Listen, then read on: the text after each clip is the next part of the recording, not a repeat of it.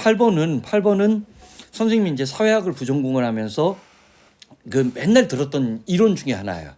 근데 너희들한테는 이게 낯설게 느껴지는 것 같은데 이게 이제 상징적 상호주의라고 해가지고 중요한 건 선생님 여기 봐.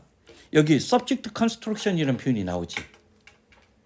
이 사람들에 따르면 이런 주장을 하는 사람들이 극단적으로 나간 사람들은 그 우리가 101에서 내가 페리 앤더슨의 글을 한번 얘기해 준 적이 있어. 이게 이제 상징주의자들이야.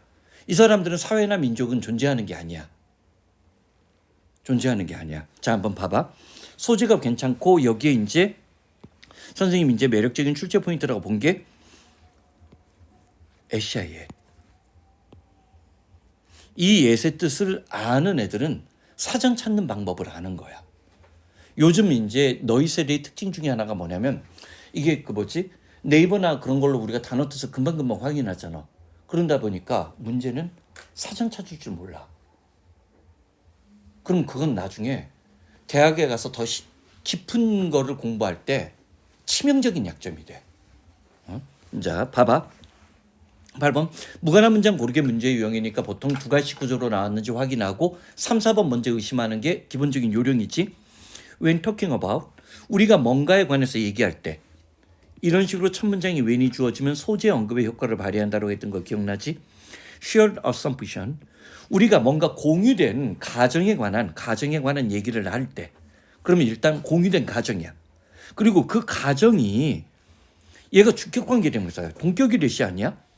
우리의 어떤 상호작용에서 출현한 공유된 어떤 가정에 관한 얘기를 할 때 당군에 관한 얘기를 할 때 무슨 말인지 알겠지? 그리고 and 다음에 that 또 나왔어. 등위 접속사 다음에 that은 절대 생략할 수 없는데 우리가 그 다음 that 잠깐만 이 that은 목적격 관계대명사네. 그치? 우리가 현실을 정의할 때 사용하고 있는 공유된 과정에 관한 얘기를 할 때 우리는 뭐 할 필요가 있어? 또한 뭐를 고려할 필요가 있냐면 이러한 어떤 가정이나 아이디어, 생각들이 커뮤니케이티드 돼요. 사람에서 사람으로 어떻게 전달되어지는데 이때 커뮤니케이트는 의사소통이라고 하지 말고 어떤 식으로 전달되어지는지 고려할 필요가 있고 또한 그리고 난 뒤에 across entire population 이때 population 복습 인구, 주민, 모집단, 개체집단이라고 했던 거 기억나지?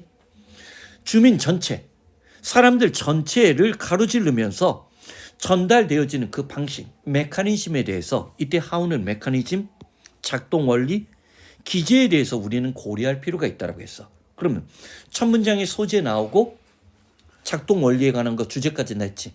소재 부릴지 주제 부릴지 자 염두에 두면서 자 이런 것들은 실제로 어떻게 일어날까? take place는 생겨나다 발생하다야. 의사소통 사람들 사이의 의사소통은 뭐를 통해서 생겨나냐면 내가 이거를 상징적 상호주의라고 했지. 상호작용 이론이라고 했지. 심볼릭 미닝 상징적인 의미를 통해서 상징적인 의미라는 수단을 통해서 의사소통은 발생하기 마련이야. 그리고 그 상징적인 의미들은 말로 포착되어져.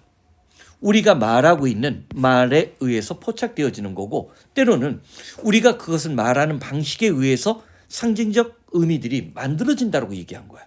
또는 우리가 드러내 보이고 있는 행동을 통해서 상징적 의미가 만들어질 수도 있고 우리가 수행하고 있는 몸짓에 의해서 우리가 입고 있는 거 우리가 이때 apply 드디어 이 apply 뜻이 나왔다.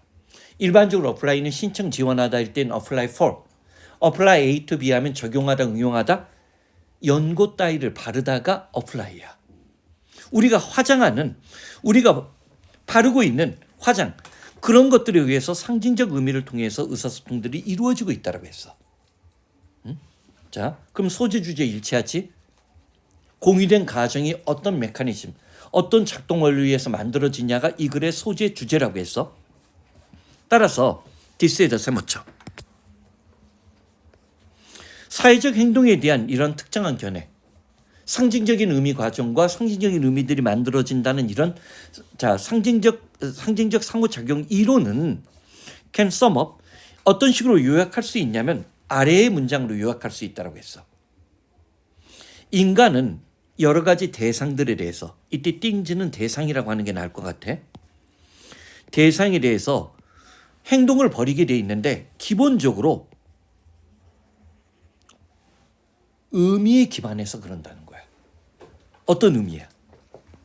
그 인간들이 ascribe는 부여하다지, 그 대상들에 대해서 부여하고 있는 의미에 기반해서, 왜 상징적 상호작용이 있는지 알겠지? 응? 그 대상에 대해서 우리가 ascribe, 부여하고 있는 의미에 기반해서 어떤 대상들에 대해서 행동을 해. 응?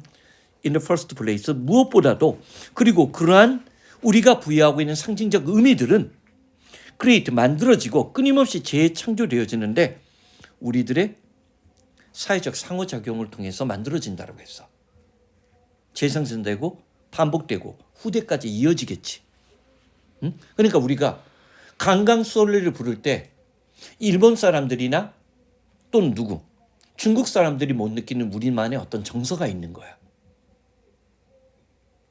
오케이, 이해되지? 그렇지? 자, 그러면 소재 주제 계속 일치하지? 3번부터 의심해야 돼. 실제 생활의 어떤 사회적 상호작용에 사교적이고 사람들 사이의 어떤 행동은 might differ from, 뭐랑 구별되어 줄 수 있냐면 실험실의 어떤 환경과는 구별될 수 있다라고 했어. 갑자기 무슨 실제적인 상호작용과 실험실을 비교를 조하고 있지. 그렇지? 왜냐하면 사람들은 실제적인 결과를 맞닥뜨려야 되기 때문이야. 난 3번이 일단 이상해. 갑자기 비교대조로 뻗어나갔으니까. 메커니즘에 관한 얘기 아니고, 그 다음 예. 이 예는 나도 처음 설명하는 것 같아. 자, 우리가 as에 대해서 알고 있는 게 뭐야? 준경이 다 얘기해봐.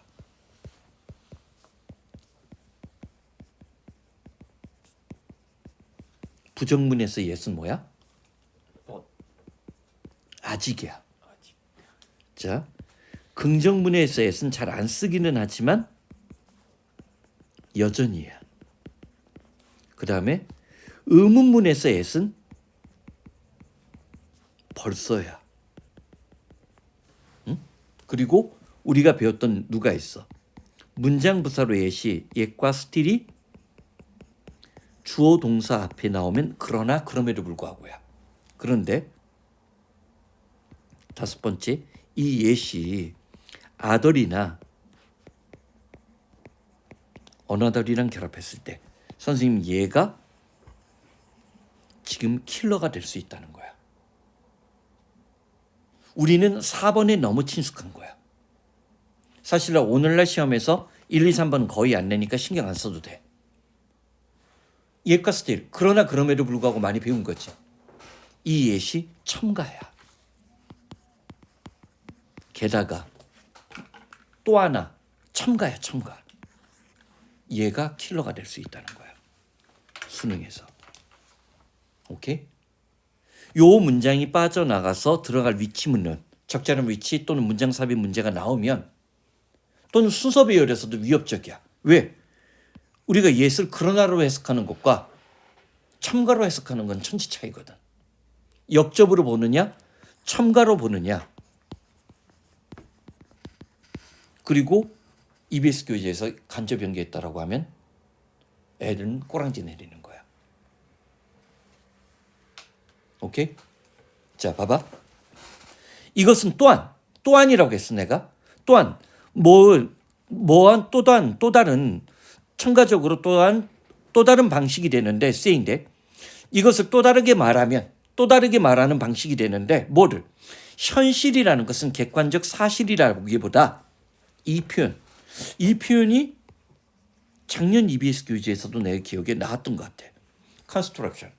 EBS 번역이 내가 마음에 안 들었거나 마음에 들었거나 둘 중에 하나겠네. 이게 구성이 아니야. 이때는 구성물이야. 자, 이것을 또 다르게 말하는 방식이 있는데 다르게 말한다면 이것을 다른 방식으로 말한다면 그런 얘기야. 자, 우리가 마주하고 있는 현실, 우리가 일상생활에서 마주하는 현실은 객관적 사실이라기보다는 주관적인 구성물이야. 이때 컨스트럭션은 구성이 아니야. 구성물이라고 해야 돼. 구성물이 되는 거야. 그러면 3번이 어긋난 거 이어지지. 네. 그치? 첨가가 돼. 그리고 그러한 것들은 무한한, 이때 트랜스액션이라는 표현을 썼지만 이때 트랜스액션은 커뮤니케이션이랑 똑같아. 거래지. 상호작용이지. 이때 트랜스액션은 이너액션. 자, 거래가 아니야. 상호작용, 의사소통 또는 사람들 사이에 이때 즉 이때 오하는 또는이라고 봐도 되지만 즉 다시 말해서 준경아 이거 한번 확인해 줘봐. 뒤에 해서. 선생님은 즉 다시 말해서라고 보는 게 맞다고 봐. 응?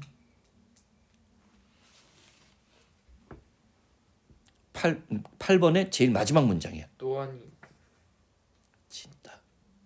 나는 즉이라고 봐. 즉 다시 말해서 이것은 무한한 어떤 상호작용, 즉 사람들 사이의 의사소통의 형태라고 보는 게 더 낫다는 거야. 오케이? 선생님은 트랜스액션이 여기 원래는 거래잖아. 그러니까 여기서는 이너액션 정도의 의미인데 이너액션이 사실은 커뮤니케이션이라는 거야. 상호작용이라는 거야. 그래서 이거를 상징적 상호작용론이라고 우리가 보통 번역하거든. 소재적으로 그러면 지원아 이런 비문학이 안 나왔어 한 번도? 그러니까 민족이나 그런 것들이 다 우리 관념의 구성물이라고 얘기하는. 전 본 적이 없어 비문학에서? 그럼 이거는 참신한 소재가 되겠는데 소재적으로는?